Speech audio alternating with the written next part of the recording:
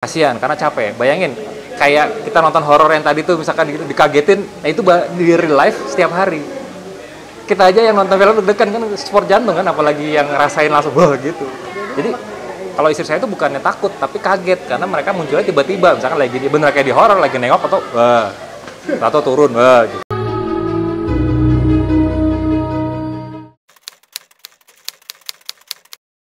Kebetulan kesibukan terakhirnya sekarang saya lagi berhubungan yang horor-horor juga soalnya. Jadi mensupport istri 100%, lagi bikin seperti apa ya, bisa bilang universe-nya. Jadi kita lagi ada aplikasi yang memang untuk pengennya jadi aplikasi pertama yang tentang horor semua, all in about horror. Namanya DMS Plus. Nah itu kesibukan terakhirnya. Jadi makanya lagi memang tidak memilih dulu untuk tidak di TV karena memang lagi mau fokus ke situ. Karena kebetulan kan 2 tahun belakangan itu pas pandemik, kita tahu lah ya, acara off air itu kan hampir tidak ada. Ya bukan hampir, emang nggak ada. Apalagi pas pandemik total itu kan nggak ada. Jadi kalau ngomongin masalah off air event nggak ada, berarti sulap juga nggak ada panggung. Nah akhirnya saya memutuskan untuk ya udah istirahat, fokusnya dipindahin ke istri saya. Itu sih sibukannya sekarang. Kita kan sekarang lagi ngelihat rotasinya aja. Kalau misalnya dilihat sekarang lagi yang naik lagi, jadi seperti kayak dari nol lagi nih. Zaman dulu kan naik musik nih. Nah sekarang kan event musik lagi tinggi. Jadi kita nunggu rotasinya. Kalau misalnya ada yang ngundang, ada yang misalkan nge-hire saya, ya saya terima tetap. Cuman nggak yang kayak zaman dulu yang ngoyo setiap sebulan sekali bikin berapa banyak mainan, nggak. Jadi sekarang lebih kayak udah pas lagi pandemi kemarin istilahnya sudah di goa bikin mainan banyak, tinggal keluarin satu. Kalau misalnya diundang TV, oh mainnya yang ini, habis itu diundang yang mana mainnya ini, tapi nggak yang kayak dulu sebulan bisa 2-3 kali. Sekarang mungkin lebih ya mengurangi dalam arti sebulan sekali, kalau nggak sebulan maksimal 2 kali. Kalau dibilang nggak ada, sebenarnya masih ada, tapi ya tadi mungkin hype-nya, trennya lagi musik, kayak konser siapa, terus acara kayak festival apa, itu kan pas selesai pandemi, set banyak banget tuh, kayak sehari bisa 2-3 kali, 2-3 event, 2-3 tempat gitu. Jadi ya kita ngikutin aja flow-nya. Aplikasinya sebenarnya sudah berjalan dari mulai Februari, semenjak soft launching itu bulan Februari tanggal 8 tahun 2023 ini. Terus kita jalan, pertama masih dalam bentuk yang komunitas, sampai akhirnya baru 2 bulan yang lalu kita lebih pengen ngejarnya yang publicly. Jadi lebih kayak sekarang kita udah juga di tempat-tempat horor, sekarang jadi media partner.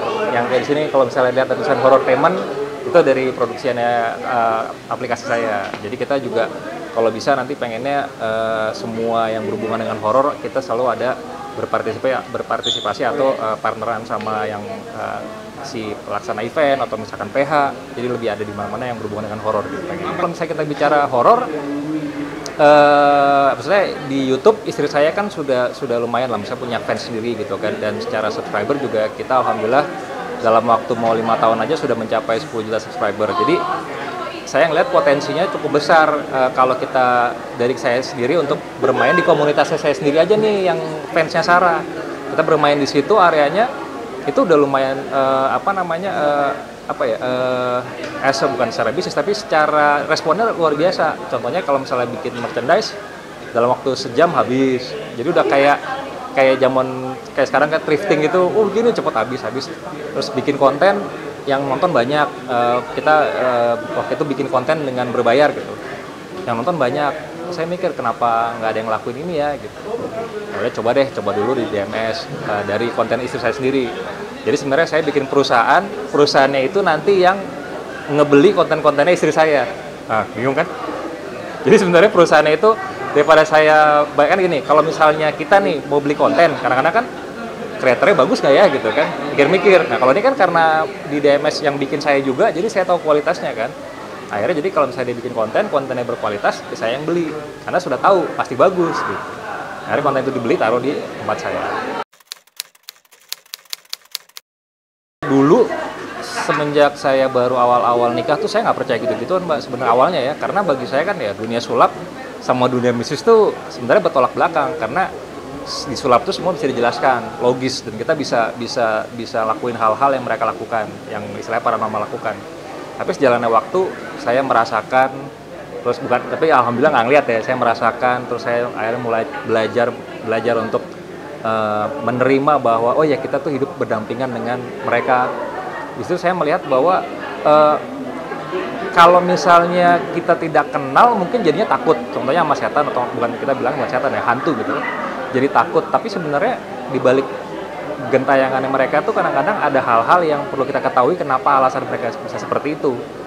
Dan harapannya dari kita yang masih hidup jangan sampai melakukan hal yang sama atau kesalahan sama yang dilakukan oleh orang-orang yang sudah meninggal.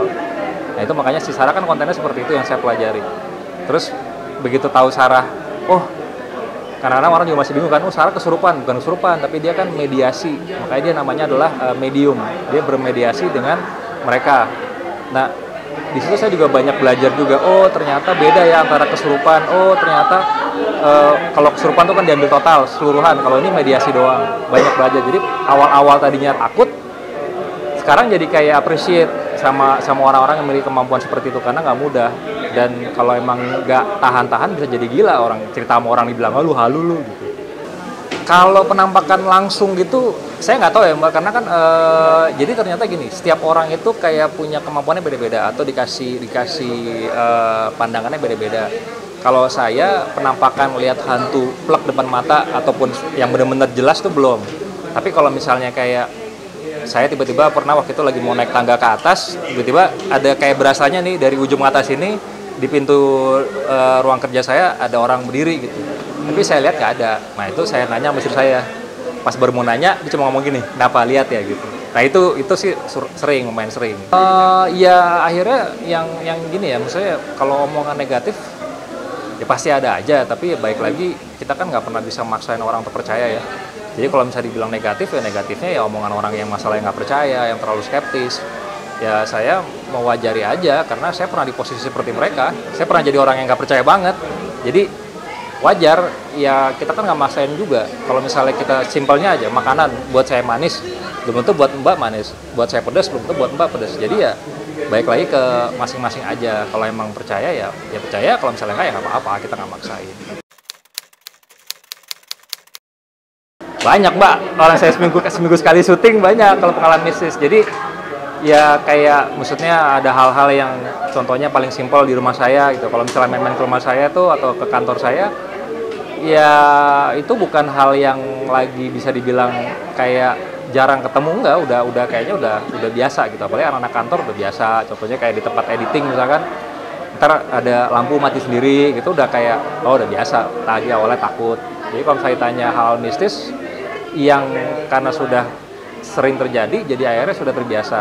Cuma kalau misalnya yang jarang terjadi tapi bikin kaget ya pada saat syuting kadang-kadang. Sebenarnya nah itu dia nih uniknya nih, kita sampai detik ini bahkan tidak pernah meng-create dalam arti kayak oh besok bikin begini, enggak. Jadi beneran kita datang ke lokasi, dapat apa adanya seperti itu ya kita beritakannya seperti itu. Jadi nggak pernah direncanakan, nggak pernah disetting, jadi apa adanya aja.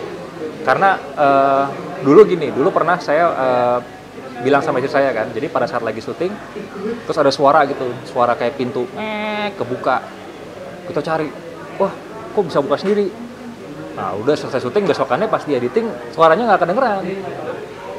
Saya bilang, saya tambahin ya, karena kan kejadiannya bener, kita nggak bohong. Istri saya bilang nggak boleh, karena apa yang kejadian seperti itu ya seperti itu aja, jangan tambah-tambahin. Nah baru hari saya paham, oh memang ya kalau kita menyampaikan apa adanya aja. Jadi kalau misalnya ternyata hari itu dikasih kontennya flat, ya memang Tuhan mengizinkannya flat. Kalau misalnya dikasih konten bagus ya mungkin memang sudah Tuhan memberikannya hari itu atau semesta memberikannya bahwa ya hari itu harus seperti itu. Jadi nggak pernah kayak suka dukanya, ya sukanya kerja bareng istri, bareng keluarga. Kalau misalnya dukanya, ya kadang-kadang kita nggak pernah tahu. Misalkan sebelumnya tempat itu pernah kejadian apa, pernah ada hal apa yang negatif, kadang-kadang suka nyerempetnya ke kita. Ya paling dukanya itu aja, kita nggak pernah tahu. Contohnya kayak misalkan kita mau bikin, kita datang ke tempat ini misalkan, ternyata dulu di sini tempatnya pernah ada pembantaian atau misalkan kayak di film ini gitu kan, dulu pernah ada ritual dulu. Nah pas kita kesini, kita kan jadi mau nggak mau berhubungan sama mereka. Nah akhirnya itu yang ada, jadi karena kita ke bawah-bawah. Itu dukanya buat saya. Dia punya kemampuan tahu, karena pernah lagi nyetir waktu perjalanan Jakarta Bandung, tiba-tiba Istri saya bilang, wah kaget gitu sebelah kanan. Kenapa gitu? Ada yang nempel di kaca. Saya mikir, wah siapa? Terus lagi toilet, kadang-kadang teriak kayak kaget gitu. Gitu. Kenapa gitu? Itu ada yang nongol, misalnya ada pocong di ruang toilet kelihatan di kacanya gitu. Ya itu awal pacaran tuh. Jadi pas sudah sini-sini udah twist tuh langsung yang ya udah mengerti. Nah setelah mengerti makin lama makin kesini bisa saya tadi tuh saya ngeliat ada gerak, ada saya oh ini di alam istri saya. Jadi udah mulai kayak memahami. Kasihan karena capek. Bayangin kayak kita nonton horor yang tadi tuh misalkan gitu dikagetin, nah itu di real life setiap hari. Kita aja yang nonton film deg-degan kan sport jantung kan, apalagi yang ngerasain langsung wah gitu. Jadi kalau istri saya itu bukannya takut tapi kaget karena mereka munculnya tiba-tiba, misalkan lagi bener kayak di horor lagi nengok atau turun gitu. Ya, karena kan kita bicara kalau yang nongol itu positif, kalau yang nongol negatif minimal kalau sampai ada apa-apa saya di sebelahnya. Saya nanya mau sampai kapan, dia cuma bilang pokoknya kalau misalnya sampai selama dia masih punya tenaga dan diizinkan sama Tuhan untuk bisa terus syuting, dia akan syuting terus. Makanya akhirnya saya dedicated diri saya ke yaudah saya kan tidak sensitif, tidak bisa ngelihat, tidak bisa punya kemampuan seperti itu. Jadi dedikasinya saya untuk melindungi dia, ya saya support dia 100%. Makanya saya kalau bisa berada di samping dia terus, saya bisa senang karena bisa tahu kan apa aja yang terjadi. Jangan sampai kita lagi di rumah tahu, wah istri saya kenapa-napa, gara-gara apa syuting horor. Wah, gua nggak tahu apa-apa. Kalau ini kan tiap hari ada syuting, gua ada. Gitu.